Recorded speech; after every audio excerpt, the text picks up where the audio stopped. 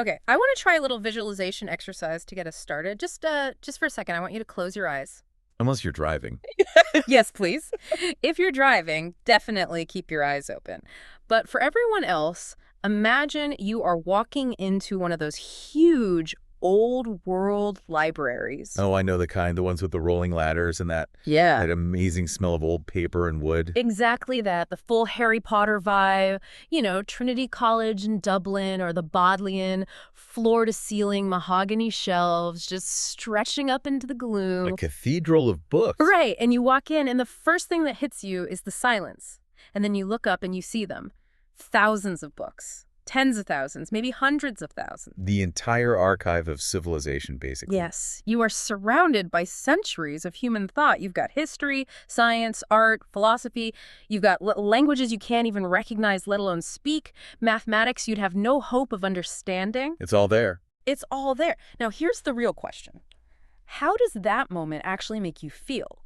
Because I think we're all conditioned to say it feels inspiring. Okay, that's the stock answer. The majesty of the human mind, or something like that. Look at all this potential knowledge. Right, but that's not really the feeling, is it? Not if you're being honest with yourself. Not at all. If I'm being truly honest, and I think if those people are, the feeling isn't inspiration. It's a weight. It's this crushing, almost suffocating sense of your own smallness. Overwhelm. Total overwhelm. It's the immediate gut punch realization that you could stay in that room for 10 lifetimes, reading every single day, and you'd barely make a dent. Yeah. You are standing in front of a mountain of stuff that is just infinitely larger than you are. And it's not just libraries anymore, is it? That feeling has escaped the library. Oh, it's everywhere. It's our entire world now. It's opening a streaming service and seeing a grid of 50,000 documentaries you feel like you should watch. Or your podcast feed. Oh, yeah. Or the news aggregator. Exactly. It's this feeling that the world of culture, and I mean intellectual culture, artistic culture, all of it,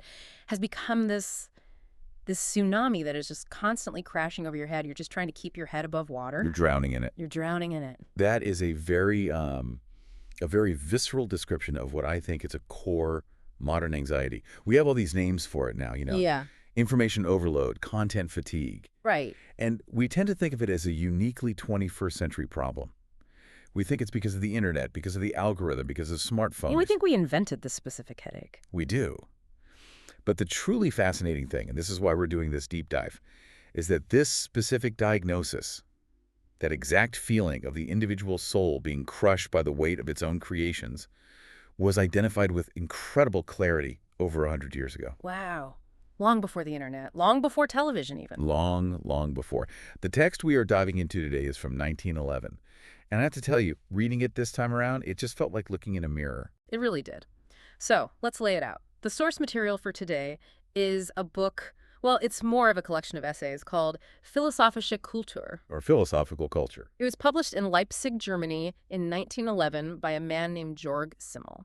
And Simmel he's such a fascinating figure to anchor a discussion like this. He's not your typical philosopher. Yeah, we should set the stage on him a little bit, because when I hear German philosopher from 1911, I immediately picture a very, very serious man with a giant bushy beard writing a 900-page book called, The Absolute System of Everything. We're thinking of Hegel. Yeah. Or maybe Kant. The great system builders. Right. The architects, the guys who try to build this perfect, logical cathedral of truth where every single brick is in exactly the right place, and if you move one more, the whole thing collapses. Simmel was the absolute opposite of that. He was arguably the first modern sociologist. He was much more like an impressionist painter. Or flanner. A flanner. Yeah. Okay, let's unpack that term a bit. It's a French concept. It means the stroller, the idler, the observer. The person who walks through the streets of the modern city with no specific destination. Just watching the crowds, looking at the shop windows, noticing the small fleeting details of life. So he didn't try to explain the entire universe from the top down. No, not at all. He looked at the fragments. He believed that the big truths, the macro, were reflected in the small things, the micro. Like what kind of small things? I mean, he wrote essays on the handle of a vase. He wrote about the psychology of money, what it does to our minds. He wrote about fashion, about the social dynamics of a simple dinner party. He believed that if you looked closely enough at one tiny fragment of modern life, you could see the entire spiritual condition of the age reflected in it. Which is such a cool way to do philosophy. It feels so much more approachable. He's not lecturing you from a podium. He's sitting next to you at a cafe, pointing at things and saying, hey, have you ever really thought about that? Exactly. And in this collection, Philosophical Culture, he is pointing directly at that feeling of heaviness we started with, that library feeling. And he gives it a name. He calls it the tragedy of culture. The tragedy of culture. I mean, that sounds incredibly dramatic. It is. And we need to be really clear about his terms here, because when Simmel uses the word tragedy, he doesn't just mean something sad. Right. It's not like, oh, it's a tragedy that reality TV is so popular. It's not that kind of trivial. No, absolutely not. He's using tragedy in the classical Greek sense. Think of Oedipus Rex. A tragedy is a conflict that is unavoidable. It isn't an accident. It isn't just bad luck. A tragedy is when a destructive force arises from the internal logic of the thing itself. Oedipus's downfall comes from his own best qualities, his intelligence, his determination to find the truth. So the tragedy of culture means that the way culture itself works, it is somehow destined to turn against us, that the destruction is baked into the recipe. That is his central and I think quite terrifying thesis. He argues there's this fundamental war between the life of the human soul, which is fluid, it's growing, it's always changing, and the forms that the soul creates. Oh, worms being. The books, the laws, the machines, the art, the religious doctrines, all the stuff in that library. We create these things to help us grow, to cultivate ourselves. But eventually they take on their own life, their own logic, and they become a cage that stifles us. So our own creations, our best creations, our science and our art are structurally destined to alienate us. Wow. It's a very heavy diagnosis. But, and this is important, before we spiral into total existential dread, and we might spiral a little bit later, I'm bracing for it. Simmel starts the book with a crucial mindset shift. He wants to define what he actually means by philosophical culture. It's, again, when I first saw that title, I thought, okay, here comes the intimidating reading list. To be cultured, you must have read Goethe, and you must listen to Beethoven, and you must understand Kant. And that is precisely the idea he is fighting against. For Simmel, philosophical culture is not a noun. It's not a pile of knowledge you possess. It's almost a verb. He calls it a functional form. It's a specific spiritual attitude you take toward the world. A spiritual attitude. So it's not about having all the facts, it's about how you process the facts. Exactly. It's about how you engage with the world. And to explain this, right there in the introduction, he tells this wonderful little fable. It's the fable of the treasure. I loved this story. It felt so timeless, like one of Aesop's fables or a story from the Bible. It sets the tone for the entire book perfectly. So for everyone listening, picture this. You have this old farmer. He's worked the land his whole life. Now he's on his deathbed, breathing his last. And he has these children gathered around him. And let's be honest, the kids are probably a little bit lazy. Or at least, they're looking for the easy way out. They're waiting for the inheritance. Exactly. They want the payout. So the old farmer calls them close, and with his last breath, he whispers to them. He says, listen to me. There's a great treasure buried out in the vineyard. And then, boom, he dies. The ultimate cliffhanger. A perfect hook.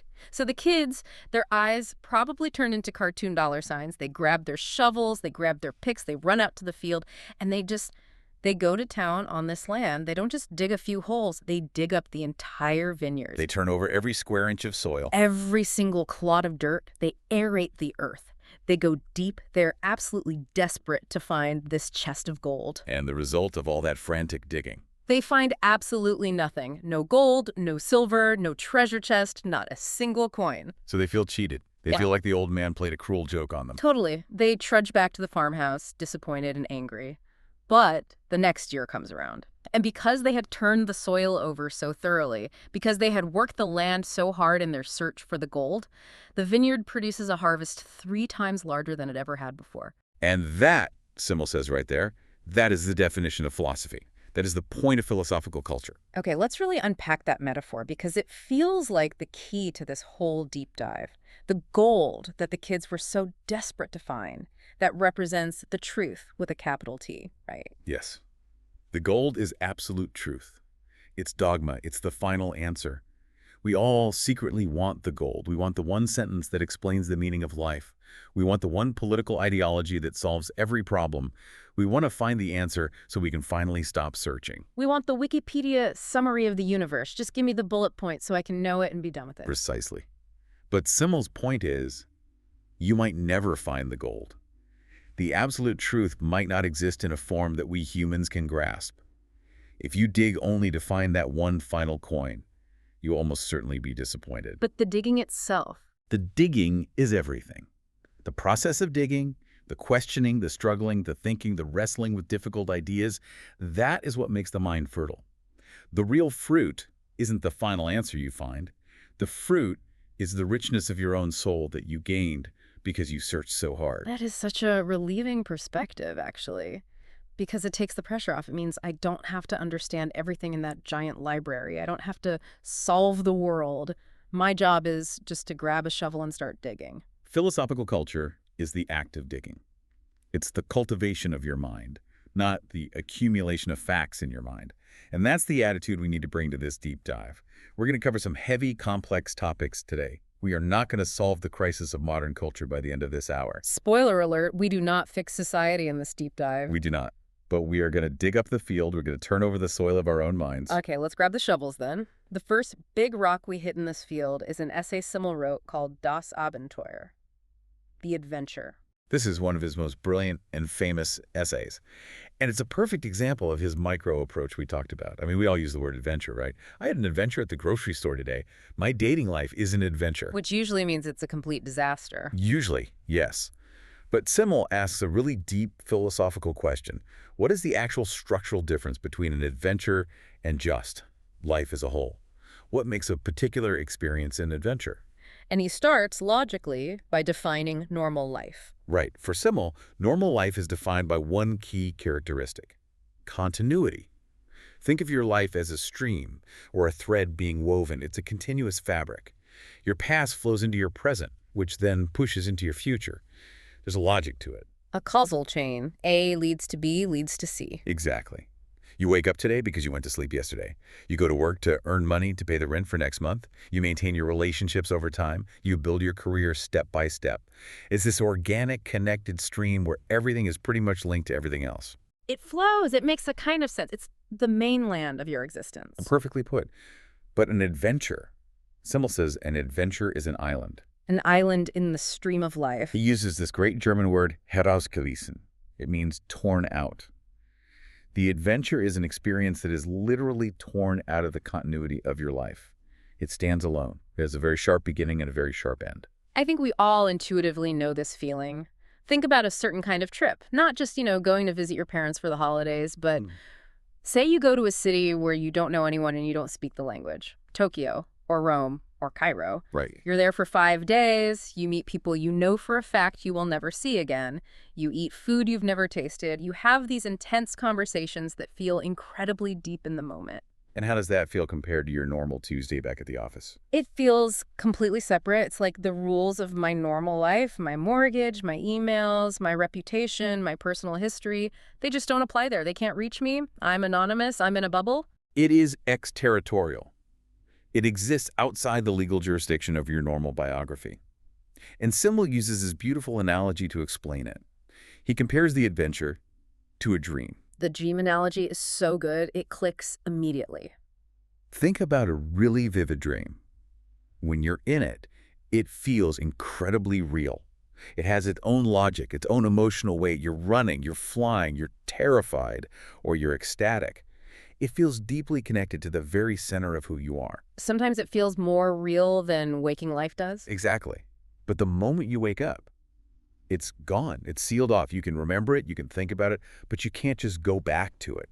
You can't step back into the dream world and continue that conversation you were having. It was a foreign body that was lodged in your existence for a few hours, and now it's gone. And the adventure is exactly the same. The moment you get on that plane to go home, the island sinks back into the ocean. You can't bring it with you. In fact, if you try to bring it with you, like if you try to continue dating the person you met on that trip in your normal life, it stops being an adventure. Right. If you marry the person from the trip, it becomes life.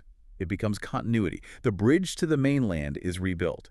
The unique magic of the adventure is strictly, and I mean strictly, tied to its isolation from the rest of life. But here's the paradox the Simmel points out, and this is where it gets really, really interesting. Even though the adventure is an island, even though it's torn out of our normal life, don't you often feel like you are more yourself during that adventure than you are in your daily routine? That is the crucial tension he identifies. The adventure is peripheral. It's on the very edge of life, and yet somehow it touches the center of life more directly than anything else. Why is that? What's the mechanism there? Why do I feel more me when I'm lost in a foreign city than when I'm sitting on my own couch? Simmel explains this by analyzing the psychology of the adventurer as a type of person. He looks at this fascinating tension between being active and being passive. Okay, let's unpack that, because usually when I think of an adventurer, I think of pure action. Indiana Jones, climbing the mountain, conquering the jungle. It feels like it's all about imposing your will on the world. And that is definitely the active part. The adventurer is certainly trying to conquer something. They're an agent. But Simmel points out that the true adventurer has a very unique, almost mystical relationship with fate and chance. He uses the example of the gambler. The gambler. Okay. Think about a high-stakes poker player. Yeah. Or someone at the roulette wheel in Monte Carlo. Is he active? Of course. He makes the decision. He calculates the odds. He pushes the chips forward. That is a powerful act of will. But the second those chips leave his hand, He's totally passive. He is utterly helpless. All he can do is wait for the ball to drop or the card to turn. he throws himself entirely into the hands of chance. He surrenders to the chaos of the universe. And here's the kicker. In normal life, we hate chance. Oh, we despise it. We spend our entire lives trying to eliminate it. We buy insurance. We make 5-year plans. We check the weather app 5 times before we leave the house. The whole goal of normal life is to make sure A reliably leads to B. Predictability is the goal. Exactly. We want continuity. We want control. But the adventurer does something amazing. He treats the accidental as if it were necessary. Wait, say that again? He treats the accidental as necessary. He takes a random, chaotic event from the universe and interprets it as if it were a meaningful message aimed specifically at him. Can you give me an example of that? Okay, let's go back to that trip in Rome. You're in adventure mode. You rush to the train station to catch a train to Florence, but you're 2 minutes late. You miss the train. Okay, annoying. Now, in normal life, on your daily commute, you'd just be annoyed. Stupid train, I'm going to be late for work. This disrupts my whole schedule. But in adventure mode, what do you think? I think. Oh, I missed the train. I guess I wasn't meant to go to Florence yet. Maybe I'm supposed to be here, in this station. I'll go get a coffee at that little bar over there. And then at the bar, you strike up a conversation with a fascinating stranger, and you think, aha, this is why? Fate intervened. I was destined to miss that train so I could have this one conversation. Yes. You weave a story, you construct a narrative where the chaos of the world is actually your secret collaborator. That is the synthesis. That's the magic. The adventurer, as Simmel puts it, sleepwalks along the edge of a cliff, trusting that the wind of fate will hold him up. He fuses his own active will, I'm going on this adventure, with a passive trust in the power of fate. The world will provide the right path. And that feeling, that incredible feeling that the universe is your partner in crime. That's why it feels so intensely alive. Precisely. In normal life, the world often feels like an obstacle course we have to manage and control. In the adventure, the world feels like a co-author of our story. That's a beautiful way to put it. But like we said, it's an island. You can't stay there forever. Eventually the money runs out, the visa expires, or you just get plain tired. You have to go back to the mainland. You have to return to the continuity, you have to return to culture. And this is where the mood of the deep dive really shifts. Because Simmel takes us back from the island to the mainland, and he starts looking at the structures we actually live in, and he realizes something is deeply, tragically wrong. Which brings us to the absolute core of the book. Section 2, The Tragedy of Culture. This is the main event, the title track. The title track. And this is, without exaggeration, one of the most profound and prescient sociological arguments of the 20th century. To understand it, we have to understand the basic mechanism of culture itself. Simmel splits the world into 2 fundamental halves, subjective culture and objective culture. Okay, definitions are super important here. Let's make sure we have these down solid before we move on. Subjective culture is basically me, my inner world. Subjective culture is the state of your soul. It's the cultivation of the inner human being. It's you as a person, becoming smarter, deeper, more ethical, more refined. It's my personal growth, the fertility of my own mental soil, to go back to the fable. Yes, that's a perfect connection. Now, objective culture. That is all the stuff the mind produces and leaves behind in the world. Books, machines, legal codes, symphonies, religious rituals, scientific theories, databases, The airplanes. artifacts, the things in the library. The artifacts, exactly. Once you create these things, they exist independently of you. They're objects out there in the world. Okay, that seems simple enough. I am the subject. The book I might write is the object. Where does the tragedy come in? The tragedy begins with the bridge that's supposed to connect them. Simmel argues that the human soul, the subject, cannot perfect itself in a vacuum. You can't just sit in a dark, empty room, close your eyes, and become a cultivated person through sheer willpower. Right. Of course not. I have to interact with the world. I have to read things, learn things, do things. You have to externalize yourself and then return to yourself. Let's use the example of learning to play the piano. Okay. You have a subjective desire. I want to be a musician. I want my soul to be filled with music. That's subjective culture.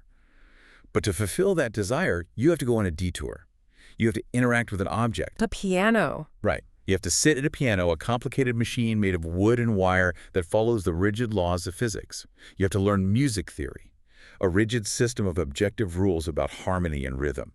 You have to play Mozart sonatas forms that were created by someone else 200 years ago. I have to submit my subjective desire to the discipline of the object. I have to let the piano and the sheet music teach me, discipline me. Exactly. And by struggling with the object, by learning its rules and mastering its logic, you eventually internalize this skill. The music becomes part of you. You return to yourself, but you are now enriched. The subject goes through the object to become a better, more cultivated subject. That's the circle of culture. I use the tool, and in doing so, I become better. I read the book, I understand the world more deeply, and my soul becomes richer. That sounds great. That sounds like how progress is supposed to work. What goes wrong? What goes wrong is the break in the bridge. Simmel argues that once we create objective culture, once the science is written down, once the machine is built, once the law is codified, those objects begin to follow their own internal logic of development. And they stop caring about the human soul that created them. The internal logic of the object. That feels like a really big concept. Can we get a concrete example? Simmel uses the example of science, specifically a field like philology, the historical study of language in ancient texts. Okay, philology. Not something I think about every day. No, but it's a perfect example. Mm-hmm. Imagine the early days of the Renaissance. You decide to study ancient Greek texts. Why? Because you want to understand wisdom. You want to read Plato directly to enrich your subjective culture. The goal is you. It's for self-improvement. I want to be wise like Socrates. My soul is the goal. Exactly. But to study Plato well, you have to develop a method. You start to analyze grammar very carefully. You compare different manuscripts. You look for errors in transcription. You create a technique of philology. Now, here comes the tragic turn. That technique itself becomes an object. It becomes a machine.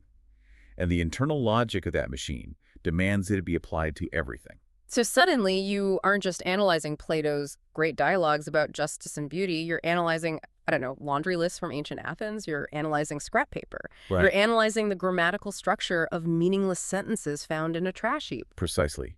Simmel calls this micrology. It becomes pedantry.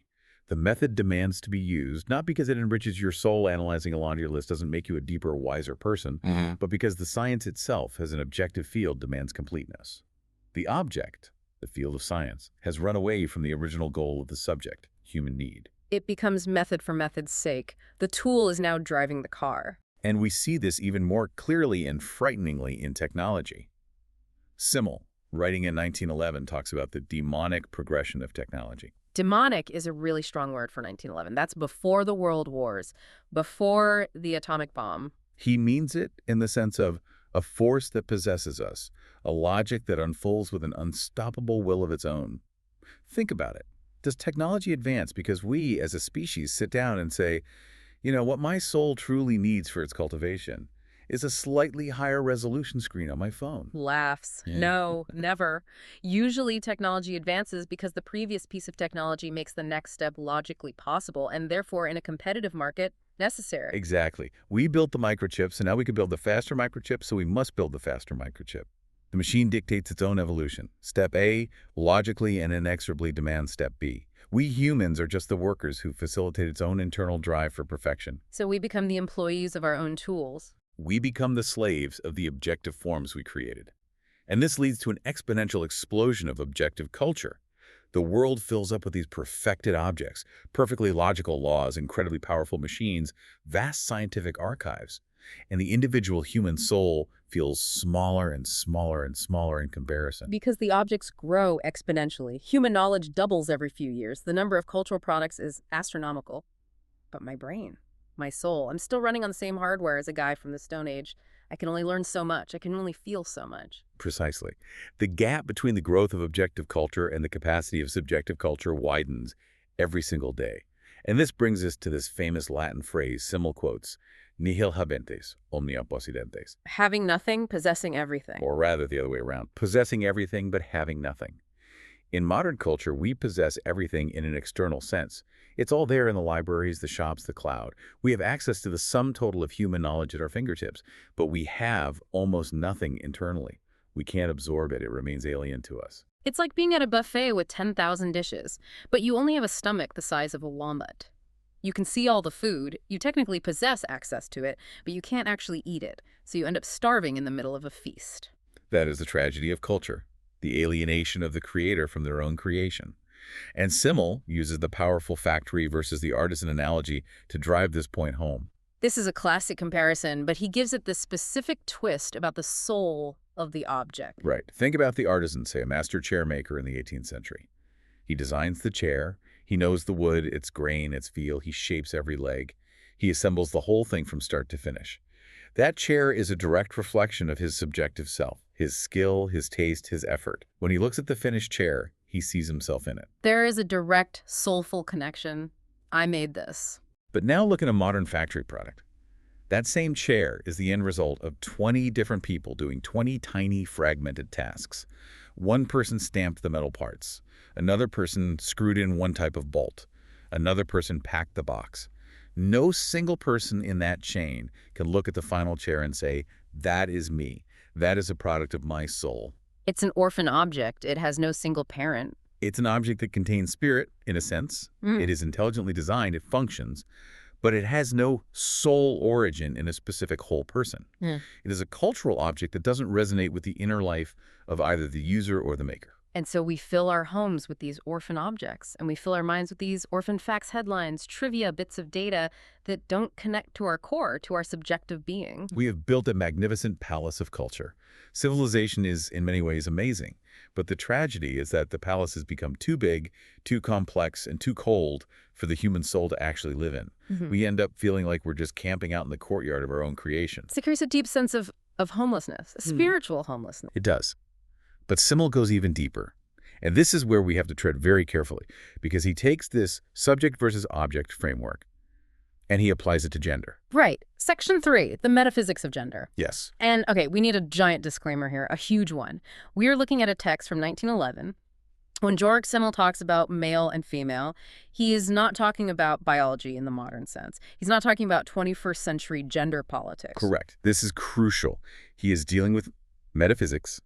He is using male and female as philosophical archetypes, as cosmic principles, as fundamental ways of being in the world. You absolutely have to read this symbolically, not literally.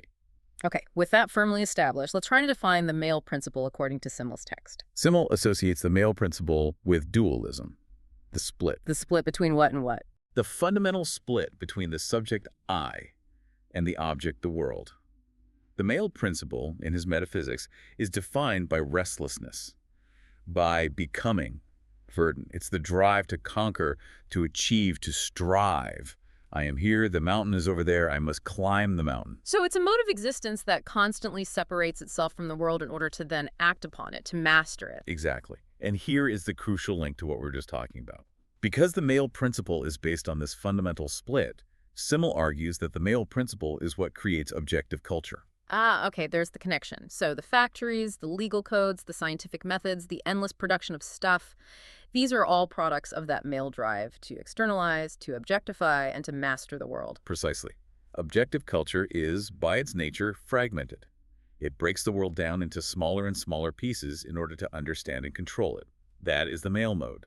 Specialization, division of labor, analysis, the whole system we just described. Okay, then what is the female principle in this framework? If male is dualism, female must be Unity. A fundamental oneness of being. He uses this beautiful German phrase, in sich ruhen, which translates roughly as resting in oneself. Resting in oneself. That sounds much more peaceful. It's not just peaceful. He argues it's a completely different state of existence. For the female principle, there is no fundamental split between being and doing. A woman, in this metaphysical sense, doesn't have to do something external to prove that she exists. She simply is. Her nature is a self-contained circle, not a line moving towards a goal. He connects this to that old idea of the beautiful soul, schöne Seele. This was a big concept in German philosophy before him, right? Huge, yes. Think about someone like Immanuel Kant. For Kant, to be an ethical person, you had to constantly fight your own instincts. He thought humans were naturally selfish, so you had to use your abstract reason to force yourself to be good. I want to steal the bread, but my sense of duty says no. That's a very dualistic struggle. It's very male in his terms, mind versus body, reason versus desire. Exactly. But the beautiful soul. The beautiful soul acts ethically by instinct. She does the right thing not because she conquered her selfish desires, but because her desires themselves are good. There is no war inside her. There's only harmony. Simmel uses a really cool analogy from the world of theater to explain this distinction, the actor versus the actress. Yes, this is brilliant. He looks at the stage. He says the typical male actor plays a role. He consciously separates his own person from the character he is portraying. He puts on the mask, is a craft, a technique. I am John Smith, but tonight I am performing the part of Hamlet. It's a dualism. But the truly great actress. Simmel was apparently a great admirer of Eleanor Duse, a very famous Italian actress of his time. And he says that for the great actress, there is a complete fusion. Her own beauty, her own being, and her art all melt together into what he calls a dark unity, Dunkeleinheit. You can't tell where the woman ends and the art begins. It isn't a performance in that technical dualistic sense. It's a direct manifestation of her being. Okay, so we have these two metaphysical archetypes. Male equals fragmentation and objectivity. Female equals unity and subjectivity. So what then is the specific tragedy of women that he identifies? The tragedy is that the world we live in, the culture, the economy, the state, the whole machinery of civilization, is built almost entirely on the male structure. Because it's built on objective culture, which he just defined as a product of the male principle. Right. Our world is a world of means and ends.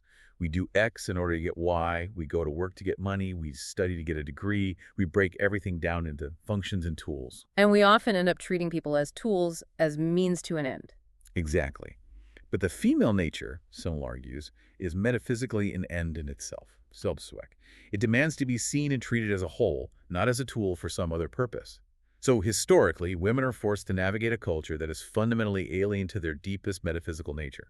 They are forced to act within a fragmented, specialized objective world, while their very soul seeks unity and wholeness. It's like being a perfect circle trying to live in a world made entirely of square holes.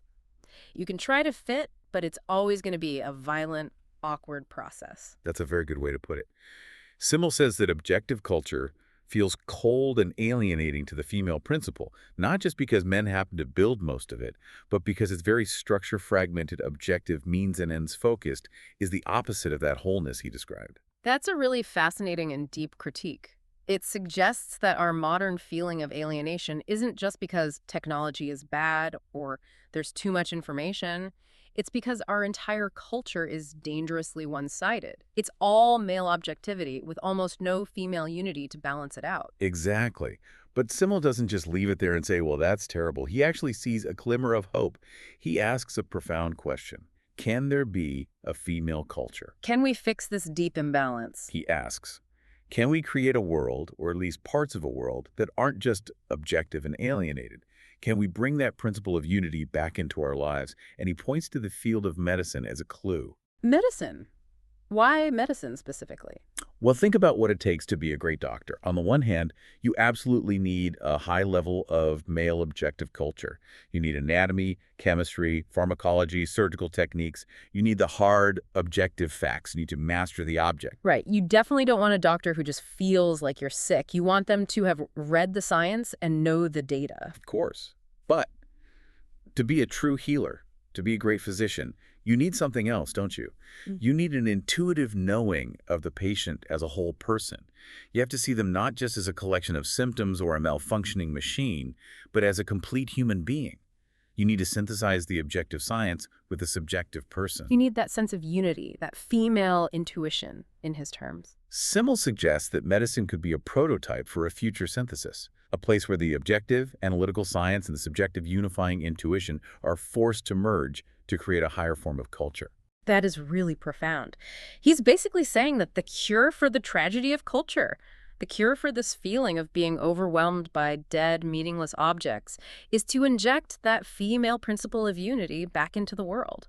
To stop seeing everything as just stuff and start seeing the whole, the connections, the life within it again. Precisely. We are drowning in the objective. We are starving for the subjective. Which brings us to our synthesis. Or really the lack of a synthesis in our current world, because we obviously haven't solved this yet. We're in section 4, the overloaded soul. And we circle right back to where we started, to that library, to the surplus of objects.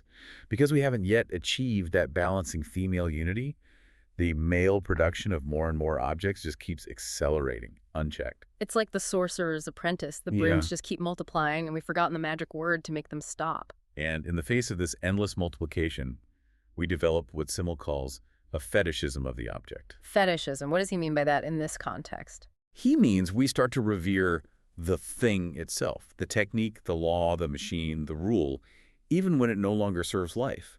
We begin to worship the tool instead of the goal the tool was meant to achieve. Can you give me a modern example of that? Look at any large bureaucracy. Bureaucracy was originally invented for a good reason, to organize society efficiently, to treat people fairly. The goal was to help humans flourish. But now, how often do we follow a rule just because it's the rule? All the time, every day. Sorry, I can't help you. The system won't let me do that. Exactly. The form has become God. The software dictates what is possible. We serve the paperwork. The paperwork no longer serves us.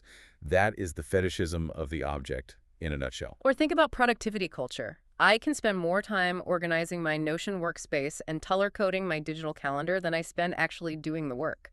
I end up worshiping the system of productivity instead of just being productive. That is a perfect example. You are serving the object. Simmel calls this whole mess the failure of the great enterprise of the spirit. Humanity's grand project was to conquer the world by turning it into objects, art, science, tools. We thought if you build enough libraries, if we write enough codes, if we build enough servers, we will finally buy back our soul's perfection. We thought if we had Google, we would all become geniuses. We thought if we had social media, we would all feel deeply connected. But instead, the objects became too numerous, too complex, and too alienating. They ran away from us. And Simmel uses this very bleak and specific German word here, Sackgasse. Sackgasse, what does that mean? It means a cul-de-sac, a dead end. We're stuck in a dead-end street. We are left in a cultural cul-de-sac where our own tools have become our masters, not because they are evil AI robots who rose up against us, but simply because of their own cold, internal, demonic logic. The bridge has broken. We can no longer reliably cross over to the world of objects and come back enriched. We cross over and we just get lost in the maze. Okay, wow. That is heavy. That is the tragedy in its full force. We built a magnificent maze, and now we are trapped inside it. But this is the deep dive. We can't just leave everyone listening in a cul-de-sac and say, good luck finding your way out. No, absolutely not. We have to find a way to live in the maze without losing our minds. So let's try to wrap this up with some actual takeaways. How do we survive the tragedy of culture? I think we have to go right back to the very beginning. The farmer. The fable of the treasure. Remember the lesson. The kids dug up the entire field. They never found the gold. We haven't found the solution to the tragedy of culture today. We can't just delete the internet. We can't uninvent bureaucracy. We can't burn down the libraries. The objects are here, and they're here to stay. But the digging is what matters. The digging is what matters. Simmel's whole concept of philosophical culture is about the attitude. It's about realizing that you are the subject. You have to actively, consciously fight to remain the captain of your own soul. So when I'm standing in that library, or I'm endlessly scrolling that feed, and I start to feel that crushing weight, I need to flip the script in my own head. Yes. You have to tell yourself, I am not here to serve these objects. These objects are here to serve me. I don't have to read all 50,000 books. I don't have to watch every show. I just need to find the one book, the one idea that makes my soul grow today. Exactly. Don't let the objects consume you. Maybe you can even treat the entire world of culture like the adventurer treats the island. Use the adventure mindset in daily life. How would that work? You dip into the culture. You conquer what you need for your own journey. You experience the intense, sealed-off island of a specific book or a field of study or a passion project. But you don't let the endless grinding continuity of objective culture drown your own inner continuity. Be an adventurer in the library of the world. Take what you need and leave the rest. Treat the chaos of information as if it's there to serve your specific story. And maybe, just maybe, try to consciously channel a bit of that female principle of unity that Simmel talked about. The beautiful soul. I think that's the ultimate key, really. Stop viewing every single thing as a means to an end. Stop trying to optimize every second of your life. Stop trying to turn yourself into a productivity object. Just find those moments where you can simply rest in yourself in Citroen, regardless of how many emails are unread or how many notifications are pinging. The emails will always be there. The tragic overflow of culture isn't going away. But we don't have to let ourselves drown in it. No. We can learn to swim. So here's the final provocative thought for you listening. Simmel leaves us with this fundamental open wound, the gap between life, which is pulsing and fluid and always changing, and form, which is rigid and immortal and objective. And the question is this. If we are living in the golden age of objective culture overload, where algorithms and AIs and products are running on their own inescapable logic, how do you personally reclaim your subjective culture? How do you stop just possessing everything on the outside and start actually having something on the inside? How do you stop just having everything and start being something? That is the challenge. The gold isn't in the ground. It's in the digging. This deep dive was based on Georg Simmel's Philosophische Kultur, published all the way back in 1911. Thanks for digging with us. See you next time.